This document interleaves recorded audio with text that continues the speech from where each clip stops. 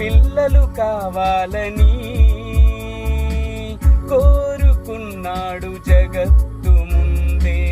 6 దినాలు కష్టపడి చేశాడు సృష్టి పిల్లల కోసం, తన కొరకు బ్రతకాలని, తన సేవ చేయాలని.